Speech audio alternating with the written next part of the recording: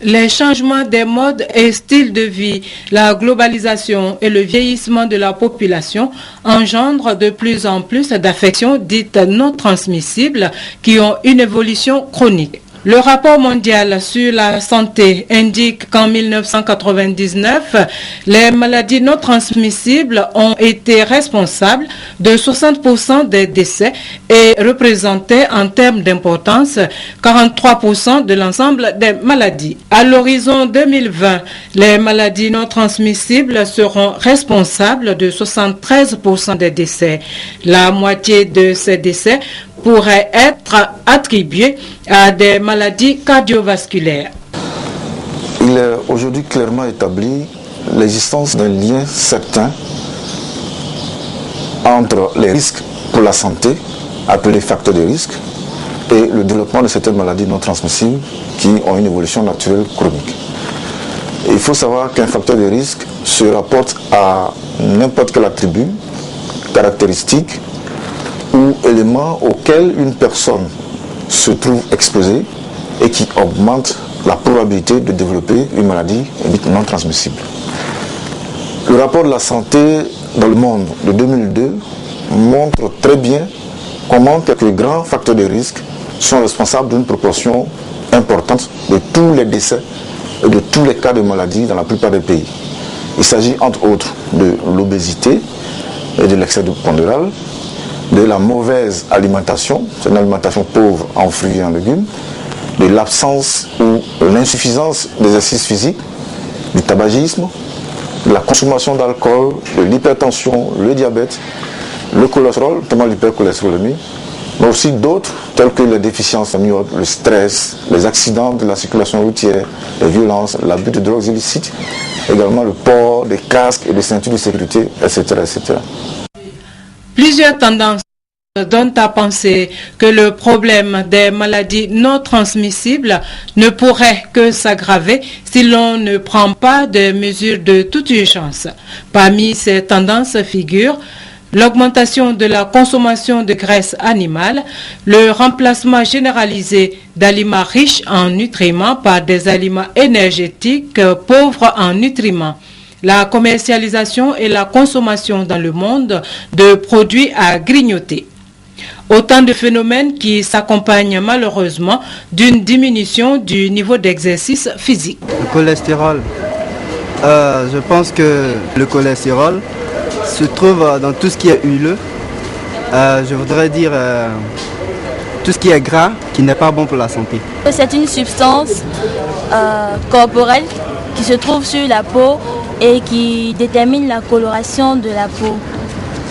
Et en Afrique ici, notre cholestérol est un peu plus avancé à cause de l'intensité du soleil.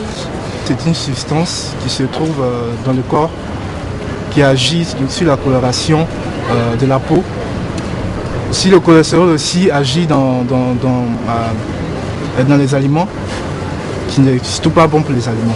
Le cholestérol est tout simplement un alcool des corps gras ou des graisses ou encore alcool des lipides.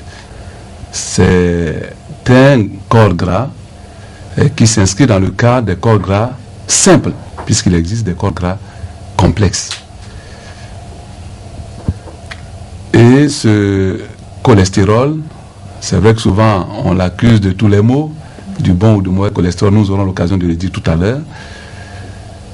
Ce cholestérol a deux origines, essentiellement.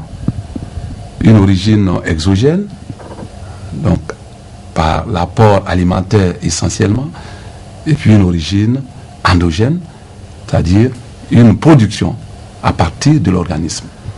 Alors ce qu'il faudrait aussi dire, c'est que il ne faut pas confondre le cholestérol et d'autres graisses apparentées qu'on retrouve chez les végétaux, n'est-ce pas, et qui n'a rien à voir avec le cholestérol. Mais c'est une forme similaire. Mais c'est chez l'animal ou chez l'homme principalement qu'on trouve le cholestérol.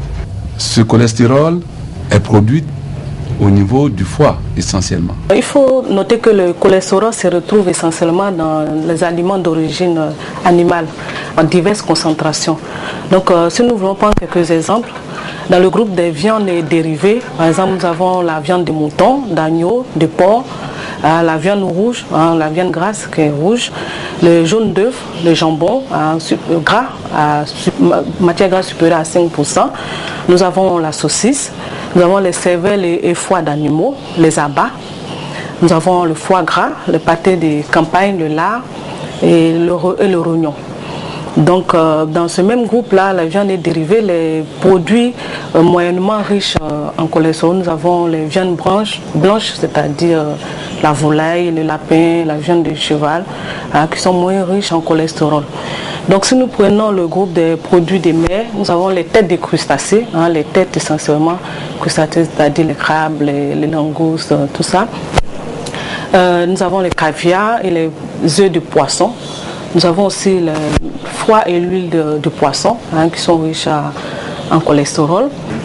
Donc si nous prenons le groupe des produits laitiers, nous avons le fromage 45% en matière grasse, supérieur à 45% en matière grasse. Nous avons le beurre, la margarine ordinaire et la crème fraîche. Donc dans ce même groupe, les produits moyennement riches en cholestérol, nous avons le lait écrémé, les yaourts nature, yaourts maigres, la margarine allégée. Si nous prenons le groupe des huiles et sauces, nous avons la mayonnaise, l'huile de saindoux et moyennement pauvre, totalement pauvre en cholestérol, nous avons les huiles végétales. Ce cycle entéro-hépatique, eh bien, une grande partie du cholestérol est transformée en acide et sel biliaire. Et ces sels biliaires, eh bien, jouent un rôle important dans la digestion des graisses. Mais toujours dans le sang, une partie partira vers n'est-ce pas, des organes, cimes, notamment la surrénale, qui est un petit organe juste au-dessus du rein, et puis les gonades, l'ovaire ou les testicules, pour aller former, n'est-ce pas, des hormones qu'on appelle des hormones sexuelles, mâles et femelles.